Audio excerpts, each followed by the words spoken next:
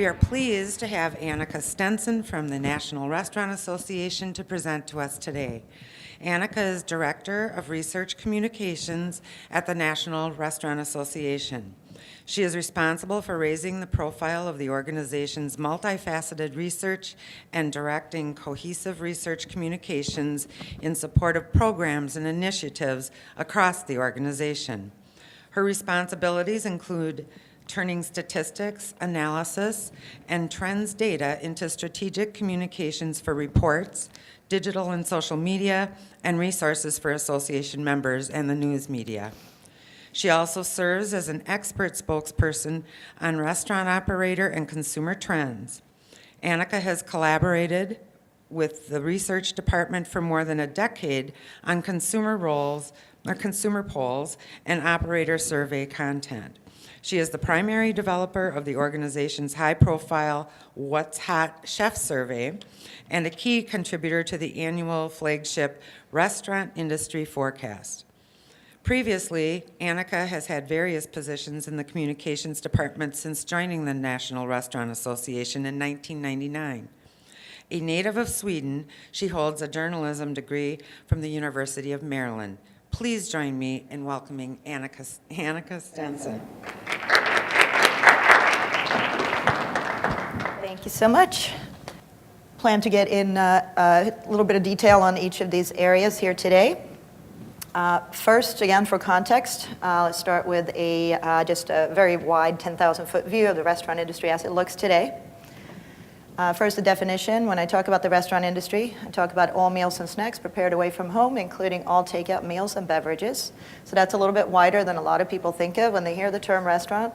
It is, of course, table service and limited service restaurants, but it's wider than that. Anything from food trucks, caterers, coffee shops, managed services at places like hospitals, university dining halls, for example, concessions at sporting and entertainment venues, airports, non-commercial food service at places like schools and nursing homes, and also military food service. So with that in mind, these are our projections for this year. We expect sales to reach $799 billion in more than 1 million locations, supporting 14.7 million employees. And our industry really is an economic powerhouse. If our industry were a country, we'd have a larger economic output than most countries around the world, including countries like Thailand and Argentina, and my native Sweden, actually. And sales growth alone in our industry is projected to be larger than total sales for a lot of other industries. Like this example here, it is much more than Hollywood makes in a year. And when it comes to consumer spending, 13% of typical household expenditure in America goes toward food, and this is food at home as well as away from home. Housing and transportation are the biggest categories, but food is number 3. And to break that 13% down a little bit further, and looking back in time, back in 1955, this is when dining out was mainly reserved maybe for special occasions or business travel, tourism, things like that. Back then, consumers spent about 25% or a quarter of their food budget in restaurants. So fast forward to today, obviously society looks very different today than it did 60-some years ago, as far as household structures, as far as lifestyles, as far as need for convenience. And today, consumers spend almost half of their food budget in restaurants.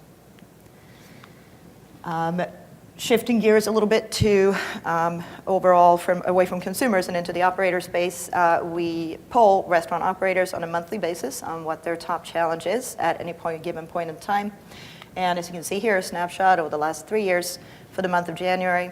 We're seeing recruiting employees used to not be too big a deal back in 2014, but today it is the top challenge for nearly a third of operators. And labor cost follows suit there. That is obviously a big deal as well. About a third of sales in a restaurant go toward labor cost under normal circumstances, so any pressures there are going to be felt throughout the operations. And part of the reason for that is because the nation's economy is making gradual improvements, employment is picking up, making the labor pool shallower, and therefore competition for employees much more fierce, not just within the restaurant industry, but also with other industries. And that is especially concerning for our industry because it's very labor intensive.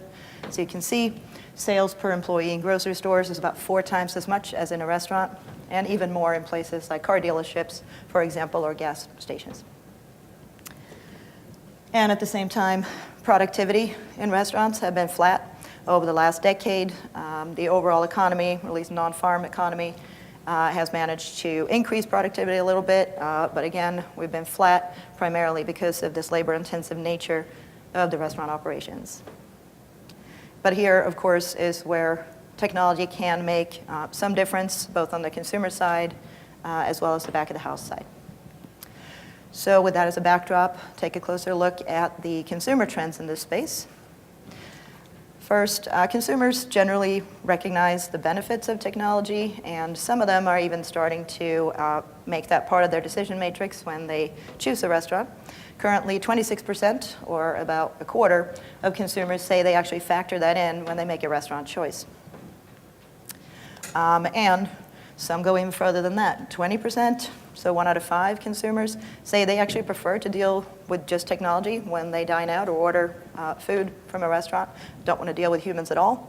That is obviously not a majority of consumers out there, but it is a growing number of people who prefer to use the machines.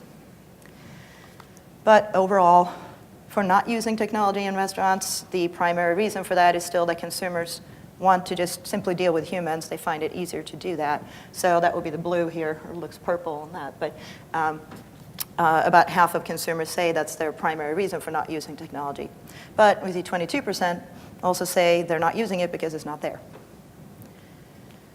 So some of the technology that consumers are using in store are these, and at least something that they've been using in the last year. And this survey is from December, so basically in 2016. Wi-Fi is the most common usage. More than half have connected to that at some point. Tableside payment, also pretty common, and then a little less so, but still about a third for ordering in table service, tableside stations, or for touchscreen kiosks in limited service. But 29% haven't used any of those at all. So because these technologies are not available in every restaurant, we also ask consumers the hypothetical of if they were available, would you use them? And as you can see, the numbers jump pretty significantly here, except for the 18%. So again, almost 1 out of 5 say they're not willing to use any of these, even if they had them in front of them. And when it comes to smartphones, seems like everyone has one these days, and that's almost true, at least when it comes to younger consumers. Millennials specifically, virtually everyone has one there. Overall, 3/4 should be, actually have a smartphone or tablet that they use regularly these days. Even half of senior citizens do, so it is pretty common. And we ask consumers what they use their phones for when it comes to restaurant-related activities or tasks. The most commonly used basic information about a restaurant, looking up directions, hours and directions. Also looking at menus, that's pretty important. People like to do that.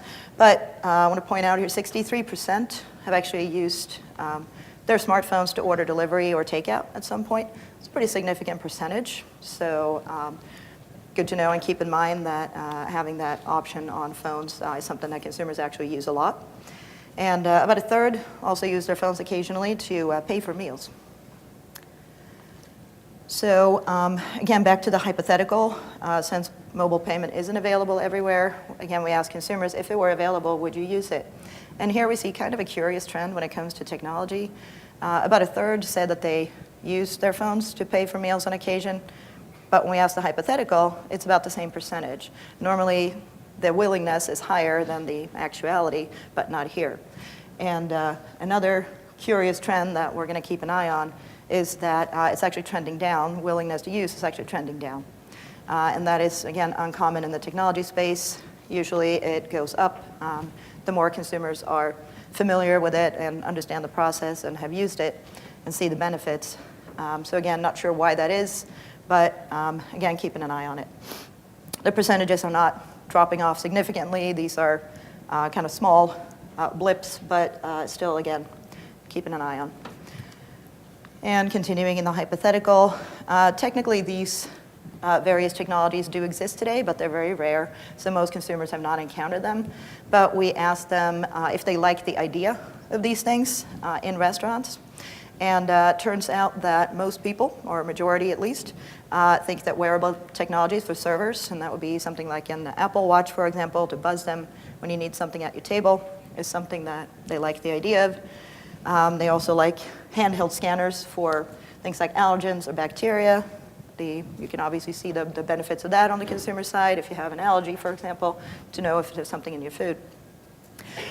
Ordering, predictive ordering, essentially, getting ordering suggestions based on what you ordered previously or what you've already selected, kind of how Netflix suggests what to watch next based on what you've already watched. And we're seeing audio ordering, also fairly decent percentage of consumers who are liking the idea of that, and that will be something like iPhone Siri or Amazon's Alexa to verbally order takeout or delivery with. And lastly, on the decent, okay, like scale would be adjustable menu prices based on demand. So kind of like the Uber model, it's going to cost more when demand is higher and there are fewer drivers out there. Uber doesn't do this, but maybe restaurants could give a discount or lower price during off-peak hours, for example. A little less interest, more acceptance of robotics and automation here, and that is likely because it's still very rare and a lot of consumers don't really get the idea of what that would look like. Kind of, you get, I'm probably dating myself now, but again, like a cartoon Jetson-y type mental image when you hear serving robots or something like that. Obviously, that's not actually what it looks like, but it could be that. And I should say here that the percentage up to 100 is not necessarily the ones who say they dislike it. There's also a fair percentage of people who are unsure at this point. They just don't know how they feel about it. But in general, consumers are on board with technology. They say it increases convenience, speeds up service and order accuracy, but 37%, so that's almost 2 out of 5 consumers still say that it complicates the restaurant experience. That is obviously the opposite of what you want to happen when you install any kind of technology, customer-facing technology, in your operations. So that is sort of concerning, a bit of a challenge to sort of solve that puzzle as to why that is. And we actually ask consumers why that is, why they find or what they find complicated about it. And obviously there's some subjectivity here as far as how many steps are too many steps, how long is too long, and also what does user-friendly mean to you. Some of that is going to be based on experience, what they've used before, and if they know it or don't know it after that. But the fact that you can't ask questions and that there are no instructions is a concern for a majority of consumers. So this is where the human factor, human element of service is still important. Even if you have ordering kiosks or anything in-store to that effect, it's important to have staff there to be able to guide the consumer through the process if they're not familiar with it. And just kind of food for thought as far as some fun factor here of is it going to be worth the investment to add some customer-facing technology to an operation. About a third of consumers say it makes dining out more fun, makes them order or dine out more often, pretty important. And as we said previously, 26% say it makes them choose one restaurant over another. But just like the mobile payment, we're seeing a curious trend here about their enthusiasm for the use of these technologies. They are using them more. Acceptance is greater than it has been in previous years, but their enthusiasm is actually trending down. So much like the mobile payment statistics, they're not significant drops by any means here, but it is curious that they are trending down. Maybe it is a little bit of tech fatigue is setting in, or maybe that 37% of consumers who say that it makes things more complicated are also factored into these, if that number, we've actually surveyed for that over several years, and it's been very similar over time. So not a lot of changes have been made in that area. So now moving on to the operator side, current usage, attitudes towards technology in restaurants, and also some hypotheticals there as well. Currently, actually we did a survey in April of last year, so almost exactly a year ago, sponsored by American Express, exploring primarily customer-facing technology and the adoption thereof among restaurant operators. So this is from that survey. We're seeing some technologies have a higher adoption rate than others, POS systems, websites, but still not everyone has those. Still kind of curious, right? After that, adoption drops off a little bit, and it also varies by segment. You see highlighted in yellow here are the technologies where limited service restaurants are significantly more likely to have them in place than table service restaurants at this time. And that makes sense because online ordering, smartphone apps, and mobile payment are all things that facilitate off-site transactions or off-premise transactions, which are hallmarks of limited service. We're also seeing some adoption differences between independent operations as well as chain and franchisee operations, again highlighted in yellow. Technologies where franchisees and chain restaurants are much more likely to have these in place. And the reason for that is because they typically can tap into a network of resources from the overall brand that the independent operator does not have access to. And just taking a look at some of the features of some of these technologies, the most common features, and this is pretty much true within segments as well as ownership types. Basic business tools are the most common features, and a little less common, cloud-based storage, and customer demographic data collection, big data for marketing purposes. And online reservations, obviously in the table service space, primarily using a service for that, and a service would be something like OpenTable, but some also have a proprietary system, is what I'm trying to say. And as far as online ordering, it is more common to have a proprietary system, but a fair number are also using a service, and a service would be something like Grubhub, or Seamless, or Uber Eats, or Postmates, or what have you. And when it comes to mobile payment, on the table service side, again, very small percentage here, only 15% of table service restaurants currently accept it. But among those, more than half use NFC or Bluetooth, and that would be your Apple Pay, Samsung Pay, anything that you swipe your device in front of a beacon to close out that transaction. The in-app or frictionless types of mobile payment are all in-app, so something like OpenTable payment, for example, sort of the Uber model where transactions start and end within the app without using any external receiver. And smartphone app features, again, similar across segments and ownership categories, kind of mirror what consumers tend to look up when they use their smartphones, so that makes sense. Looking at menus, maps and directions, loyalty programs, also pretty common. And when it comes to restaurant operators' reasoning for adding a smartphone app to their repertoire, or developing it, or adopting it, whichever the case may be, more than half say it's because they want to build sales and traffic. Makes sense. But a third say that it's for customer engagement reasons. And here we do see some differences between segments and ownership categories. In this case, limited service restaurants and chains and franchisees tend to be more likely to say their primary reason is to build sales and traffic. And table service restaurants and independent operations are a little bit more likely to say their primary reason is for customer engagement. But overall, when it comes to customer-facing technology, there's sort of wide categories.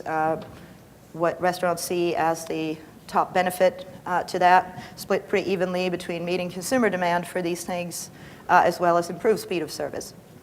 So again, the speed of service would be labor-related, so that can be beneficial on that end. Actually controlling labor costs, relatively low. On this end, probably because it's customer-facing, the more labor-saving things are probably in the back of the house. They certainly will help servers and front-of-the-house staff, but mostly to facilitate things rather than replace things.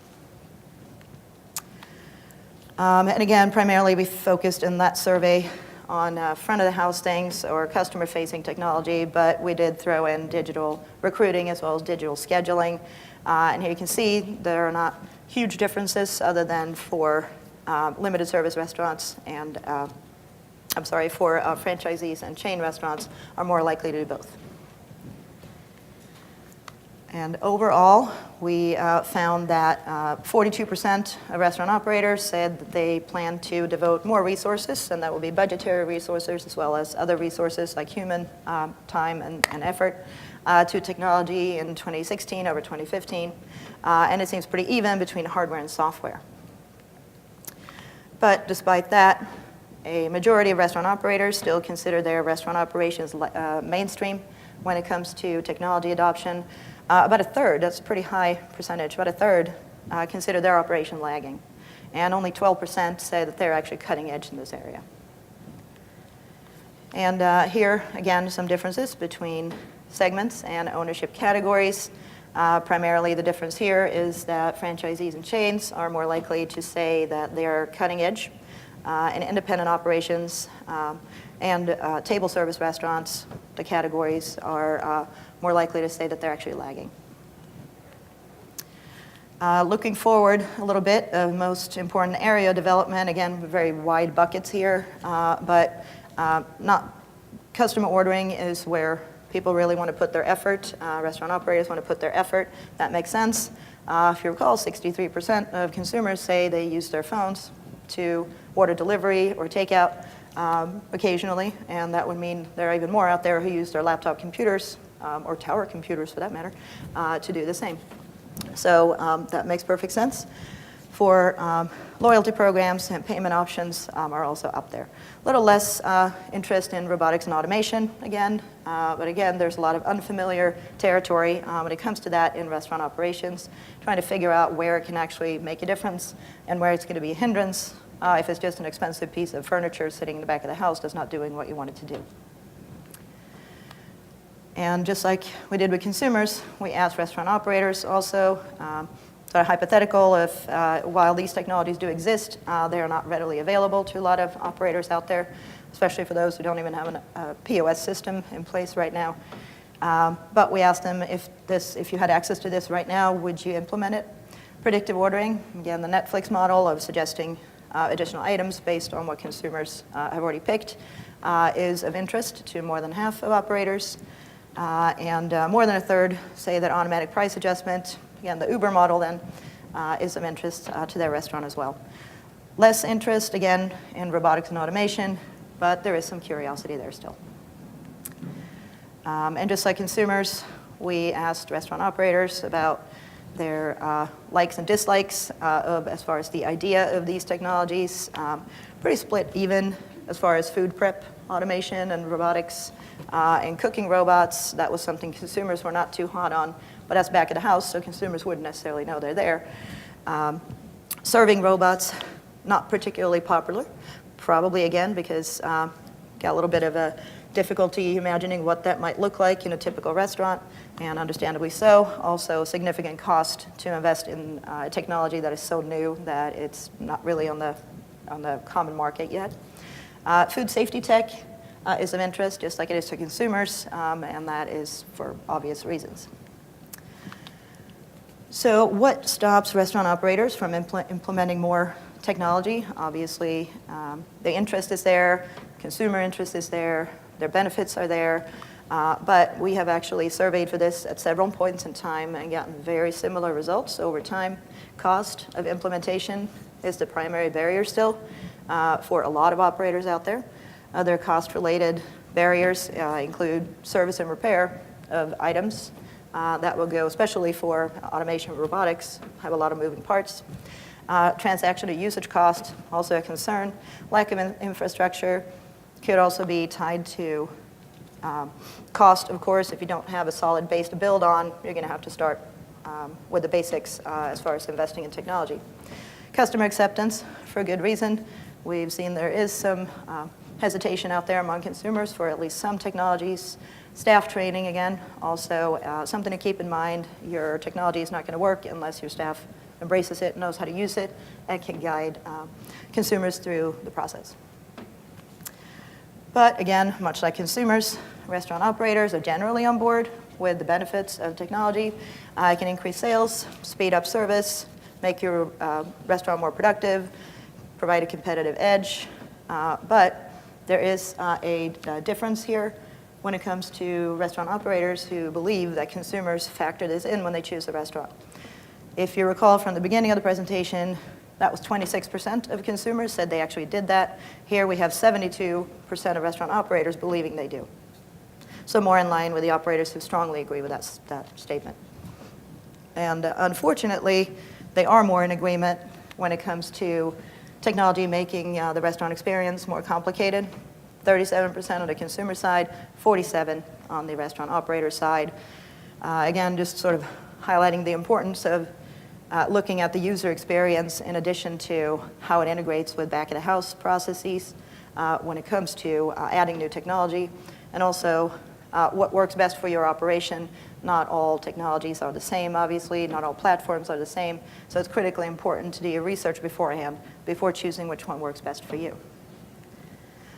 So just to summing things up, interest in technology is definitely growing on the consumer side, but there is still some hesitation among some of the more cutting-edge types of technologies out there, especially robotics and automation. Adoption among restaurant operators is growing for all kinds of technologies, except for robotics and automation. There's hesitation there still. But cost is still a huge barrier to sort of being more tech-forward among some restaurant operators. And in general, both operators and consumers are on board with the benefits, but there's still some things that complicate the process. So the challenge going forward is to figure out exactly what those are and find solutions that work for both sides. And that is what I have for you today. So happy to take any questions if you have them. Yes? Any solid resources that you recommend? I mean, I'm specifically looking for good online with a mobile app interface for scheduling, and then also building in labor costs with that, and potentially integrating with the time clocks. Okay. Are you asking about types of? Yeah. Okay. Like, you know, there's 7 shifts when I work. I mean, it's kind of, there's a ton to sort through. Do you have any recommendations? Right.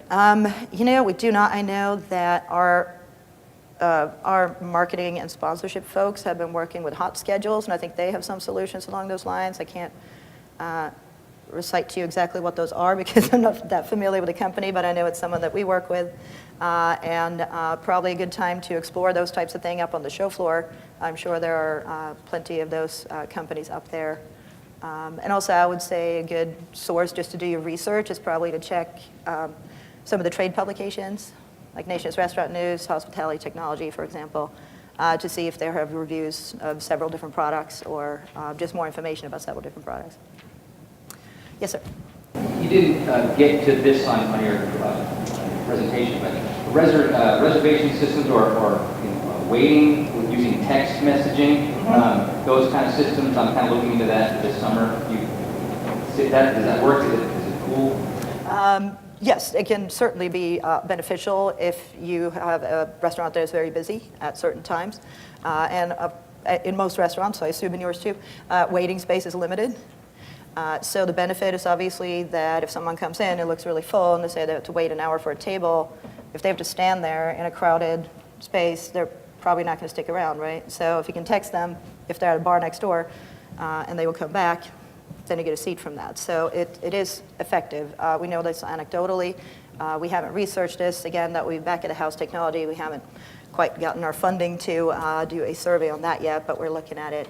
And I would say also it was fairly common feature of POS systems to have table management as part of that. So obviously that's a good base to build on depending on what POS system you have. Yes? Parlaying onto that, do you have any recommendations for that? If you're looking at that also from the house where they implement the floor, as well as capture some of the trends from the customers, the returning customers who go through stuff? Right. I don't have any brand recommendations. I'm not aware of. That's kind of a different part of our organization as far as working with specific brand names. But again, it is something that is of growing interest, obviously on the table service side more than limited service. But I will say that the use of big data in marketing is kind of a vast space that has been underexplored so far. And big data in a single restaurant might sound like a weird terminology, but you know what I'm talking about. So it certainly can be mined for a lot of information. The more you collect, the more you can use it going forward, and there are certainly programs that integrate both. All right, well then, thank you very much, and stay safe and warm in the snow, and enjoy the rest of the show.